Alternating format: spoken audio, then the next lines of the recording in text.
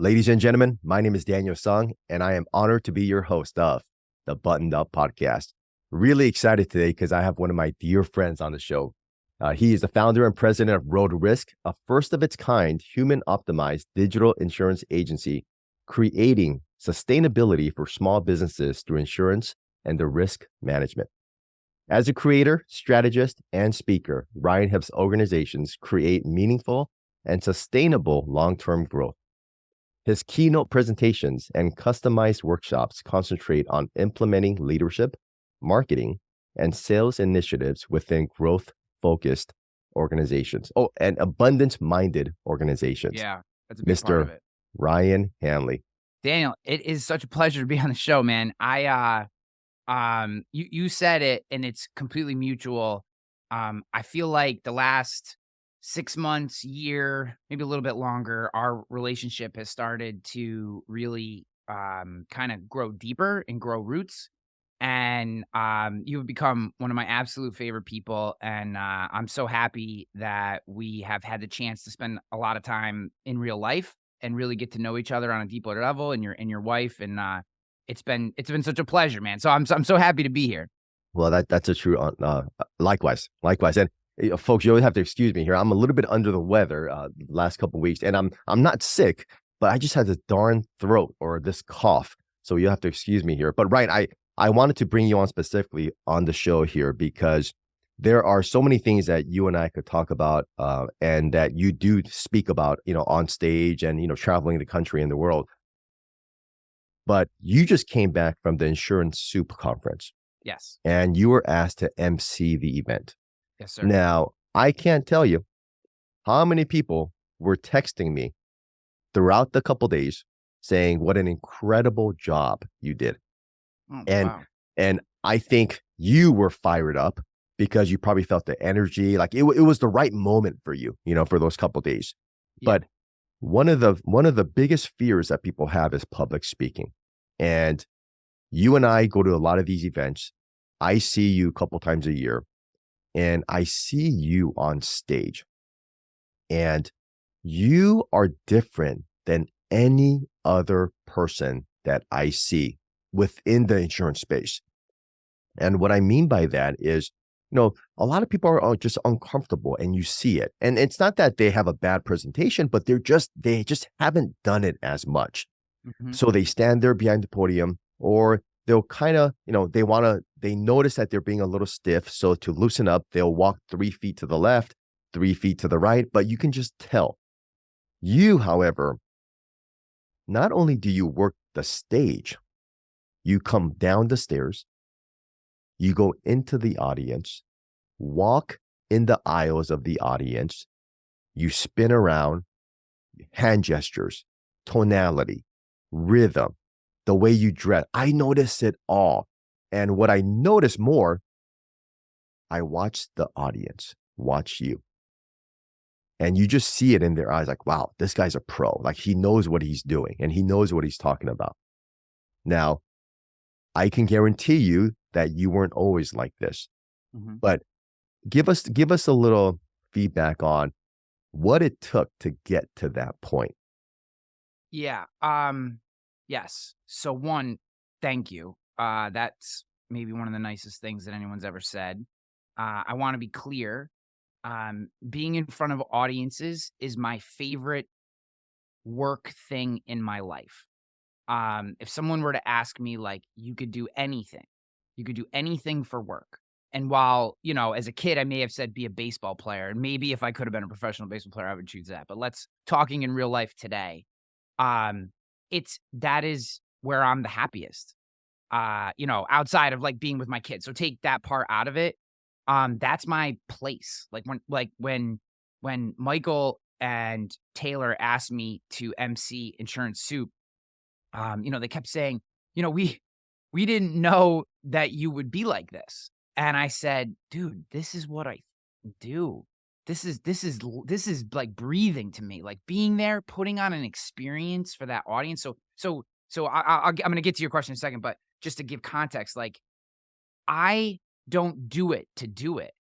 I do it because I want that audience to have so much fun and to learn and to laugh and to cry and to and to feel connected, not just to me, but to the other people in the audience, Mm. to the event, to the moment. I want them hugging each other between sessions and talking about things and questioning things and wanting to dig deeper into topics. And especially when I MC, which I haven't had a chance to do too much because of COVID and stuff lately, but I used to do a lot more, especially back in the Agency Nation days, because like a big part of that particular, like a lot of people come in, they just, now up, Daniel Seong, you know what I mean? Here you go. And it's like, Yeah. no, it's like, you got to prime that pump. Like I want them to be so freaking jacked that Daniel's coming onto the stage that when it does, Daniel could come out and rip a fart and they're going to start clapping, right? Like that's your job. Mm. And it's to create an experience like to start Elevate 2018, which is probably the biggest MCing event that I ever did. There was 825 people in that audience.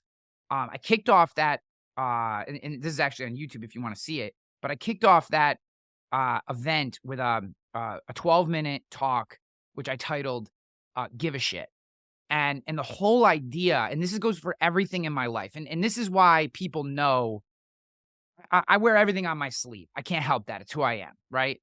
If I for the things that I care about, it is so obvious, and for the things that I don't, it is also Yeah. obvious. Yeah. But but creating experiences for people is just so meaningful to me and I take it so seriously and I think about the engagement and the eyes and the way they're positioned in the room, how the sound, the way people are sitting, like if they're in circular tables, are they in classroom rows? Do they have benches in front where they can write? Are they spaced out? Are we missing the first 4 rows because everyone's sitting in back and is hungover? What Now, time of day? now, When is last time they ate? How Ryan. much have they had to drink that day? Yeah. Like these are all like, what was the presentation before? What was after? Sure. I'm going to get to your question right now and I apologize, but I just wanted to give context to the fact that what I'm about to share with people, this is my most passionate work thing. Mm. Like this is it for me. Like all the other things that I do in life are to pay the bills because what I want to do full time at some point in my life is this thing. This is what I love more than anything. So, okay. So all that being said, how did I get there? One, I have never ever in my life, and I'd hate leaning on like natural abilities, but for whatever, there are a lot of things I'm not good at. I have never been afraid of being in front of people ever. It has never bothered me. Maybe it's because I don't know. I have no idea why. My mom said that from the earliest ages, I don't care what people think about me. Yeah. I care that they have a good time. I care that I add value to them. That's not what I mean. I don't mean like I'm going to say whatever I want and screw you. No, you know what I mean? Like that's not what I mean. I mean that I am not the reason people get uncomfortable is because instead of thinking about the value they want to add, they're thinking about what people are thinking when they look at them. Well, Sure. what if I do this? What if I say this? What if I don't? No. If you're going to be good on stage, you got to fully commit. Commit to the fact you're going to mess up, right? And we can get into the nuances of speaking and how we can do that. But so from very early age, it never bothered me. I've been the captain of every sports team I've ever played for. Mm. I've been in leadership positions in college, in high school. It's just, I am okay being out in front because I have zero fear of failure. I mean, I've been fired from the last 4 jobs that I've worked at or asked to leave, I guess, one or the other. And I don't wear that as a badge of honor. I'm just saying like failure does not bother me. So when I'm in front of an audience, I'm not thinking, "Oh my God, what if I move this way?" Or "What if I stumble over a word?" Or "What if I don't say something or my timing is off?" I'm watching the audience and engaging with them it's like a dance. You know Yeah. what I mean? I'm dancing with them. That's the way I think about it. Like I am watching them and it's why when I do presentations, I don't do 80 slide presentations. Like Stromso did an 80 slide presentation. He's great at it. His style, what he does, it's awesome. It's tons of value, right? And it's slide, point, tactic, idea. It's awesome. That is his style. My style is I want no more than a dozen slides max. That's even a lot. And I'm just flowing with you. Yeah. If I start down a topic and I can tell Daniel by your eyes that maybe that's not something this audience is really grabbing onto. Well, let's dig into it. Let's hit it from a different angle. They're not picking up on this idea. Some audiences will pick up on a topic like this, and we'll just skip right off it and keep going because Sure. they already got that thing, Well, right? So I think that's everything also being comfortable on stage, right? You're able to kind of take a breath and Yeah. just being able to read the room a little bit. Now, Yes. let me ask you this, because Yes. you are one of the ones that puts out more video content than anybody I know. Yeah.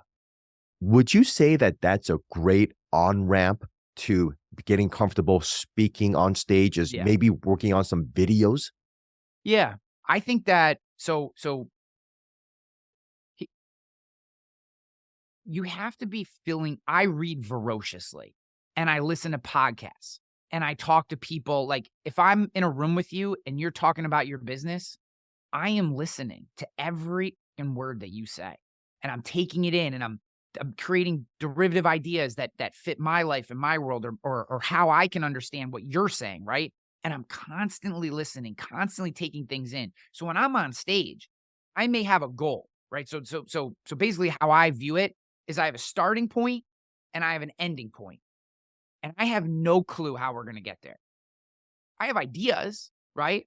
I've run the race before, but there's like 17 bazillion different paths that I could take to get here. I know I want to get here. I want you to understand X concept at the end of this and believe X thing. And at Insurance Soup, it was the idea that I wanted them to take away this concept of the one thing. It's Gary Keller's book. I highly recommend everyone read it.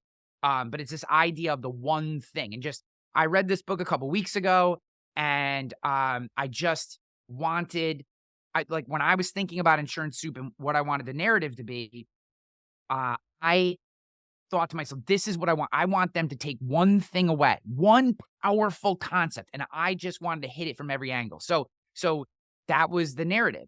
I didn't know what I was going to say when I went out. Like sometimes right before I would go out, I'd be taking some notes on my phone just to like lock in some ideas in my head, and then I'd just go out and talk. But it's because I'm constantly filling my brain with ideas and then practicing those ideas on social media. So like Instagram is basically practice for my speaking, Yeah. right? I'm going to say something a certain way and see how it responds. This one didn't do that well. No one really commented or liked it. They didn't like, doesn't mean the idea was bad. It just means it wasn't packaged properly. Okay, let's wait a week. I'm going to repackage that idea this way. Let's see how it goes. Oh, wow. That hit a nerve. People really like that. Let's take note of that and let's start to dial in because packaging that idea this way works really well. I think, so I've done north of, I lost count at 350 speaking events. About And that's over how 90 many years? How many years? my very first one was 2009. I spoke at the National Young Agents Conference for the Big I in San Francisco. That was my first real speaking. I did a couple local ones, but my first real speaking event was that event in 2009. So that's 14 years ago. I'd say probably 80% of those are paid speaking gigs. And I do free events every once in a while. Like Insurance Soup was free, but I really love Michael and Taylor, and I wanted to be in front of their audience. And I thought it was a tremendous opportunity to meet a bunch of new people, and I really like that group. Yeah. So Okay. that was a solid value proposition for me. Yeah. But I have a question here. So I notice people have a certain type of style when they speak, and I'm talking about their dress code. Yep. I'm more like you, where if I'm on stage, I don't know, call it old school, call it traditional. I'm gonna be suited up. It's just who I am and how I'm comfortable with. Now, some people out there in t-shirts, hats, jeans, which is totally great, and I think the venue or the event has something to do with that. I always notice you are in a dress shirt, a blazer. I mean, you're Yeah. looking the part. Yeah. Why do you do that? Because I want people to know that I'm serious. Mm, I think that, look, if you want to go the Mark Zuckerberg hoodie thing, I think that's cool. But unless you're Mark Zuckerberg, people aren't going to take you seriously. You come out in a ratty polo and jeans that don't fit and work boots, right? Because this is who you are. Sure. but people don't take you as seriously, right? Like, I take this work very, very seriously. When I'm out there, it's this is what I do. It's what I love. And I want you to know, hey, I'm serious about what I'm doing right now. This isn't me showing up. I've thought about it. I've prepped for it. You know what I mean? Like, I'm not hungover. Maybe depending on airplanes and travel, sometimes you have to rock and roll on limited sleep. But like, outside of that, like, I'm ready to go. Like, I was up, I'm prepared, I'm ready to kill. I'm here to help you. Whatever, I'm here to bring max value to you. And I think that when you show up, unless you're specifically told by the event organizers to not do that, which I've never had happen ever, I think a speaker should always be the best dressed person in the audience. Yeah, Like, I agree. I think it shows, to me, it shows a lack of commitment and seriousness when I'm gonna be casual. Mm, Okay, but I feel like you're not taking it seriously. Like, yeah. why should I listen to you? If you can't make the effort to look sharp, then why should I make the effort to give you my max attention? Anytime I have spoken, up until literally the last second until I get announced or come up on stage, I'm I'm fighting these anxiety attacks that happen within myself. My Yeah. heart starts beating faster. I start doubting. I'm totally mic'd up, but I almost want to just take off the mic and just run to my room. Yeah, Yeah. I've had those moments, and I continue to have those moments. And yeah, and even I was with you last week at Mick and Yep. Marcy's wedding. Yes. Something so casual and so just non-threatening like that. Mick asked me to kind of lead the ceremony, and I was getting stressed out. Dude, you Right. crushed. You Well, crushed. well, You did thank such you, a good but job. I was totally getting stressed out. And I was practicing the intro, because I didn't want to ruin it for them. But what's your advice for somebody? Because as good as you are, and as much as you love presenting and speaking and being up there on stage, I guarantee you, even Ryan Hanley gets nervous. Yeah. What's your Dude, record? How if do you you overcome that? if you don't get anxiety before you speak, then you're doing something wrong. Mm, It means that you're not pushing hard enough. If you show up and it's just like, whatever, that you're not pushing hard enough. You're not trying to be the best that you can be. Like, I want to hit every line, every joke. I want to hit every moment. I want every eye in that room on me at all times. I want them to stop eating. I don't want them drinking water. I don't want them looking at their phone. I want them on me, because for 45 to 90 minutes, I'm there working. And that to me is anxiety. It creates anxiety, because the other thing too is I have the propensity to say stupid shit. So I also have to, because I have a crass sense of humor. I am a conservative and have no problem saying jokes against liberals. I have like these things that sometimes, so I have to like know my audience. There are audiences where like that doesn't go over very well. Like, that's right. I made a sex joke in Nebraska one time and it went over very poorly. Now, the reason I did it is because I use sex jokes as a way to capture people's attention when I'm speaking post lunch. So after lunch is one of the toughest. After lunch and the closing keynote are, in my opinion, are the two toughest times to speak, Yeah. because people just got food. They're talking about whatever, their weekend, their golf, and now they're supposed to lock back in on you. Yeah. So a lot of times post lunch, which is where I was at this point, and nothing, I love the people in Nebraska. This isn't anything against them. Just, they're a little more conservative, and I'm post lunch and I come on and I can tell I don't have them, right? I can tell they're not back yet. They haven't reacclimated to being in the auditorium. This is pre-joke or post-joke? This is pre-joke. So Pre-joke, okay. I'm scanning, I'm watching. So before the thing, I will like glad hand, and about 5 to 10 minutes before I go on stage, I kind of start to separate myself. And what I'm doing is watching the audience. What is glad hand? What is that? Like shaking hands, Oh, kissing, gotcha. bro hugging, how are you doing? Gotcha. Great to see you kind of stuff. Around 5 to 10 minutes before the presentation, I will separate myself from that and just watch the audience. I'm just watching them. I'm watching them sit. How do they interact with each other? Are they comfortable? How much attention do I naturally have? Who are the people that are going to be troublemakers? Like, I don't mean troublemakers in a bad way, but people who may be talking or doing other things. Like, I want to know the scope of the audience before I go live. So I'm watching that. So I'm watching and I can just tell right away. I'm like, this is going to be work. Like they're not locked in. And that's not a knock on them. They just, that happens. They're coming right off of lunch, right back into another thing, into another session after, a 3-session morning. So like I was the 4th session of the day. So I get out there and to be honest, I'm not even gonna try to say what I said because I can't exactly remember, but I have this, sometimes I say this thing where like I'll a pretty standard line is I'll be like, whatever I'm talking about, it's like sex. I fucking love it. Right? Like something like that. Right. Wait, so you said you effing love it? Yeah. You said the word? Yeah. Because so saying the word sex and F-bombs tend to snap people's attention back. So I'm not doing it to be shock. You got their attention, that's for sure. Yes. Got their attention, not necessarily in a good way. Yeah.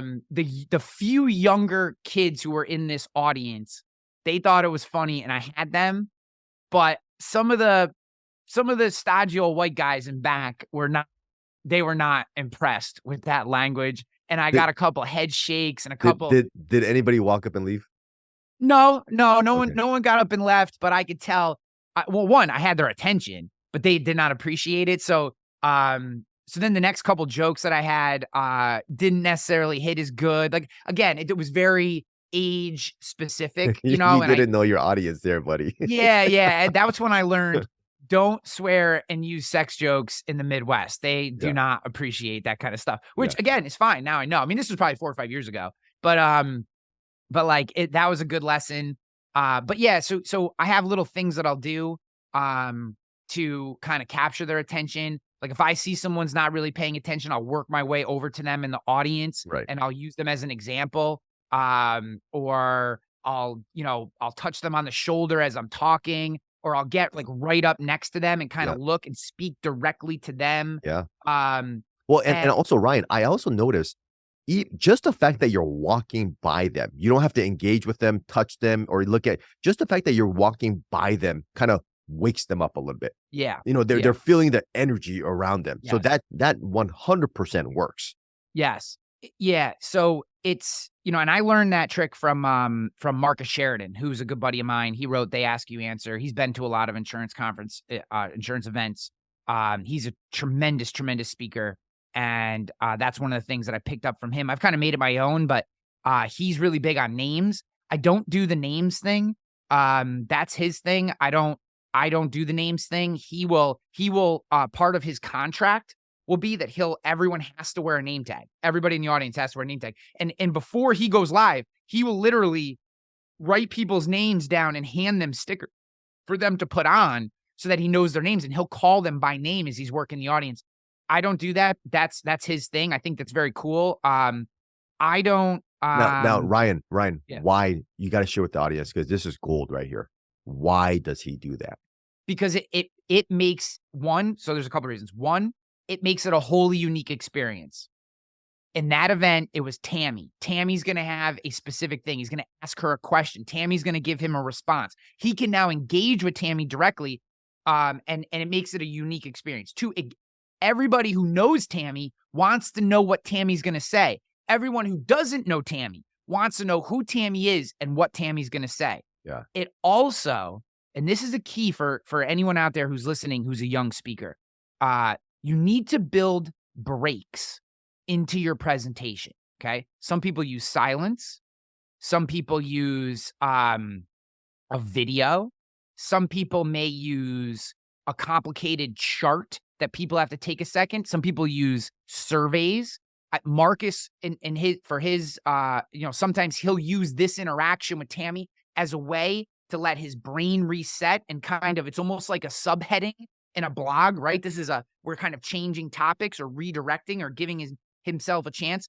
I have a slide. I purchased this. So a slide that I've used for years that is exactly what this is for me is, it's just a big ass bear face. And anyone who's ever seen me speak has probably seen the big ass bear face slide.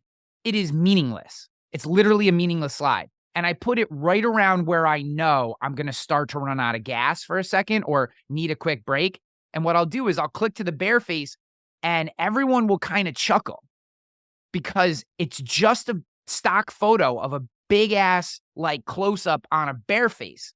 And I'll just kind of click it and I'll be silent. And people are like, what the heck is that? Like people don't know what it is. And then I'll kind of, and again, I've done this so many times. I'll kind of turn, I'll look at it and I'll go, that's just a badass bear face. And everyone will laugh, right? And what I'm doing is letting my brain kind of cool down, right? I'm letting my thoughts kind of collect during this moment. And I'll work kind of slow through this section for a second. And I'm also letting my audience catch back up a little bit because I tend to work fast through certain sections. And I'll be like, you know what? And this is true. I'll be like, I paid $3.25 for this photo. And everyone will kind of chuckle at that. And I'm like, and I'll just kind of stare at it for a second. And then depending on how the audience is engaging, I'll say, man, I would never want to be this close to a bear. And everyone will kind of chuckle at that. And then I'll click the side and bam, off to the races. And that whole section might take 90 seconds, maybe 2 minutes. But what it allows the audience to do is settle for a second. It allows my brain to cool down for a second. And it gives us this transition point from one topic to another topic that has a little bit of humor and is a little off color. It's kind of like if you're at a really expensive restaurant and they give you the sherbet or whatever they give you to kind of cleanse your palate before you get to the steak. You know what I mean? You're at a really good steakhouse. They let you cleanse that's kind of what it is. I'm kind of cleansing the audience's palate for a second before we move on to something, not necessarily like a completely different topic, but before we start building again, I want everyone to be able to go, yeah, it's a transition. Yes. And, and I just picked that up like a while ago. And to be honest with you, I've been doing that slide for so long. I don't even know where it came from at this point. But I do know I paid $3.25 for it on some stock photography website. How important is tonality? Oh, it's everything. It's so when you speak, again, and I don't want anyone to think I'm fucking master. I'm not. My goal in the next 5 years is to be a consistent 5-figure speaker. I've been there a couple times, but it's not consistent. We'll get there. That being said, when you're on stage, you have a couple options. You can stand there and just deliver a message. That's fine. People will tell you did a good job, especially if you have some insights that are deep or helpful. And that's great. And there's nothing wrong with that. To me, it's not a presentation, it's a performance. So when I think about what I'm doing, I'm performing. This is like a comedy routine. It's a one-man show. I want people to be up and down and laugh and maybe get a little introspective and I want them to know that they're not alone if they're scared or I want them to work through a series of emotions and ideas and come out the other end with a core idea and a core tactic or strategy to take away, right? That's really my goal is whatever that end goal is, I want to get there. Okay. So when I think about it, I'm not just thinking about what I'm saying. In fact, I'm rarely thinking about what I'm saying because, and again, this goes back to reading, prepping, preparing, right? Like I don't go into a presentation. Like even when I started, I've done a bunch of presentations recently with no slides. And a lot of people will say, well, geez, how much did you prepare for that? A fuck ton. Because to do a presentation with no slides means you have to hold the audience for 45 to 90 minutes with zero visual backup. Yeah, right. I'm a no slides guy myself too, man. I like to have my little notes with me, but I like to just flow and just go with it. Yeah, I'm 100% with you. But to get there, you have to have read, researched, prepped, prepared, outlined, thought through, examples, life experiences. Like there are people will be like, oh man, like I had a buddy locally here and he was busting my chops. He's like, the first time I ever made 5 figures in a gig, I booked a $12,000 gig. So excited for it. It was amazing.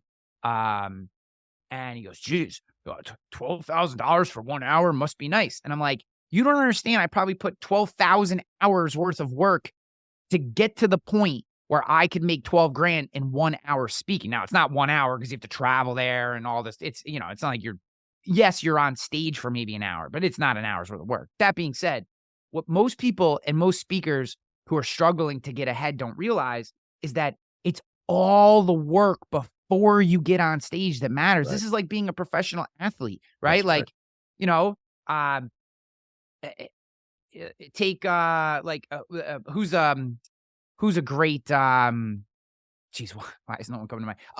A great baseball player right now, Ronald Acuna Jr., right? So anyone's listening knows Ronald Acuna Jr. from the Braves. The guy first guy and how many years ago? 40-70. No one ever thought it would be done, right? Absolute monster. Do you think Ronald Acuna Jr. just showed up one day and was able to hit 40 home runs and steal 70 bases? No, since the kid was 5, he's been fielding ground balls, doing sprints, agility drills, hitting balls off a tee, hitting soft toss, hitting in games, working on his swing, doing dry swings over and over and over. And in sports, everybody's like, well, yeah, of course. Or take Michael Jordan, right? I'm going through Tim Grover has an awesome series out right now called Breakthrough. It's paid, but it's phenomenal. Tim Grover trained Michael Jordan and Kobe Bryant. If you listen or you read his books, Relentless and Winning, Paradiso talks about these books all the time. They're phenomenal. Kobe Bryant on the court was what we saw. But Kobe Bryant was only Kobe Bryant on the court because of who he was before he got on the court. And that 100% translates to public speaking. That is absolutely. You are as good as your preparation. Because what's going to happen is the sound's going to go out. What do you do then? What do you do if you do have visuals and you go blue smoke on the computer and back and all of a sudden you have no visuals? What happens when you get an audience member who's hungover and decides that today he's going to be an asshole and he's going to yell out things in the middle of your presentation?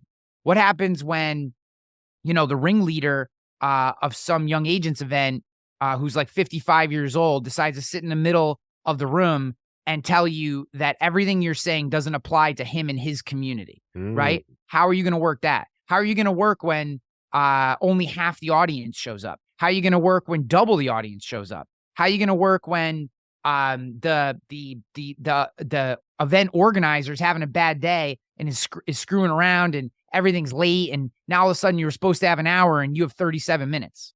What are you going to do then? You're going to be a pro and crush it for 37 minutes? You're going to bitch? You're going to complain? What are you going to do, right? To me, you are only as good as your preparation. And you were asking me before we went live about finding peak, this kind of side hustle hobby thing that I'm kind of creating on the side, which, a lot of people have hobbies. This is my hobby. I love creating, right? It helps me in my job, but I love creating. The reason is because to me, the ideas of discipline, purpose, intention, focus, meaning, these things are preparation. And you can only be at your best if you're prepared. You can only be at your best. In the moment, you can't be thinking, what do I say next? When someone has to turn around, I know a speaker is either young or doesn't actually care. And I mean young in the business, not necessarily young in age. When they turn around, like, look at their slide and it's unintentional, right? If it's part of the performance, that's different, but it's rarely part of the performance. It's, oh, I'm not really sure what I'm supposed to say next. What slide am I on? You haven't prepared. You don't deserve to get paid.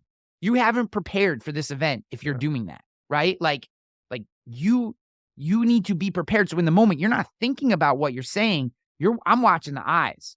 I'm watching body language. I'm listening to the feedback. How loud do they laugh? How do they clap? Has anyone gotten up and gone to the bathroom? Has someone looked at their cell phone, right? I'm scanning to see, is the event organizer in back? So when you're doing a good job, you know what happens? The person who hired you comes into the room and stands in the back and watches you. That's how you know you're doing well, because that event organizer has a shit ton of stuff to do. And if they've stopped that stuff to come watch you work, you're either doing really bad or really well. And you usually know which one of those things is. I love it. These are the things that you're not saying, you're not thinking, what do I say next? The words are just coming out of your mouth because you have prepped and it's just who you are. It's just flowing from you. The next level, the level that gets you paid, that gets you on bigger stages, that gets you in front of and more dynamic and demanding audiences is when you are in the moment and reacting to the stimuli as they come to you, and the material's just flowing out of you as a natural recourse of what you're experiencing. And like you said, all that just takes practice and being on stage multiple times, right? And getting comfortable with it. A couple rapid fire questions here, and Yes. give me 10-second answers. Yes. Your favorite topic to speak on? Favorite topic is probably leadership and growth. Most requested topic is sales and marketing. How has speaking affected your personal life? It's probably the reason that I got divorced. We won't go into that. What is give us? There's a lot of people right now sitting back at home wishing that they can go up there on stage and feel comfortable as you. Give us something. One piece of advice right now that would help us button up our performance, but help us button up our comfort level. Yeah, you're gonna have to get rid of your ego. Meaning That's a big one. That's a big one, because we're all worried about what are other people thinking of us. Yeah, right. But go ahead. Go ahead. No, because you're gonna suck. You're gonna do things that are wrong. You're gonna misstep. You're gonna miss topics. You're gonna miss words. You're gonna say something you don't mean. If you think of it as like a performance, then it's okay, right? If you think of it as a presentation, you feel, I'm selling these people. No, think of it as a performance. You're gonna mess up. I mess up all the time. You know what I do? Sometimes I go, you know what? I didn't mean that. Right in the middle of the presentation, I'll just, I didn't. That's not exactly. Let me reframe that. I said this, but let me reframe that idea. I'll say that right in the middle of the presentation, because to me, and we saw this, Daniel, in real time in Utah at the Lions Not Sheep event with Jordan Peterson. To me, the way Jordan Peterson presents, where the dude just walks out on stage, kind of scans the audience. He's got his hand on his face. He's looking at everybody. And then he just starts talking. And you can almost feel, and the way he's got these very unique hand movements, which are like intoxicating to me, and they like really draw you in, because it's almost as if he's reaching out and grabbing these ideas and pulling them into his brain in real time as he's thinking through these things. And you can tell that maybe some stimuli in the last 3 days, even if I've heard him talk about this topic before, something he read, something he saw, something he experienced slightly changed the way he approaches it today. And that, to me, is a real performance, right? Yes, you need to be able to repackage your ideas and do it over and over again, because that's how you get better. But it doesn't mean you always have to deliver it exactly the same way. And that's where people get messed up. They're like, well, last time I said it, bop. This time I said it, this way, I screwed up. You didn't screw up. That's the way you felt it needed to be delivered today. Right. And maybe it doesn't work. Okay, you just learned one way not to deliver that message. So when you can give up that ego part, and you can just understand, look, I could do this 10,000 times and still make mistakes. It frees you to be able to experience the moment with the audience versus feeling that you need to be perfect, which will never happen. That's right. Ryan, I was excited to have you speak on this topic, because as much, obviously you have the Ryan Hanley podcast. You've been in the industry for so long. You've been on several other podcasts, shows, YouTube channel, everything else. And I asked you, hey, have you ever spoken about this topic? And you said no. So I'm very excited to have you come on and talk about this. And I really do believe there's somebody right now in their car listening to this, or at work or at home or in the gym listening to this podcast right now, and they hear your passion, they feel your passion, and there's something that you said today on this show, because I've always said there's going to be that one moment that one person says that one thing that changes their life forever, and I think this is going to be the show for a lot of people. So I want to just thank you for your friendship, brother. I want to thank you for just being who you are. But what's a way for venues or events or anybody to reach out to you for any speaking engagements or just questions? Yeah. So you can go to my website, ryanhanley.com. You can email me at ryan@findingpeak.com. You can go to findingpeak.com. I have a newsletter, podcast, whatever. Check all that stuff out. And my full-time job and where I put all the ideas that I talk about into actual practice is roguerisk.com. You can go check out the insurance agency there as well. So any of those places you can get a hold of me, all the socials. I'm fairly active because, as I said, I use social media as practice for testing ideas, concepts, thoughts, ways of delivering messages that ultimately come through in, the speaking gigs. So just appreciate the hell out of you, man. I think that your way, I admire your calm and collected demeanor and the way that you are able to navigate things, difficult situations, difficult conversations with an emotional consistency that is feels impossible to me. But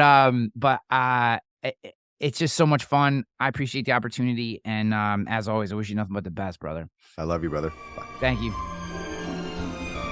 I'm going to Shaboom!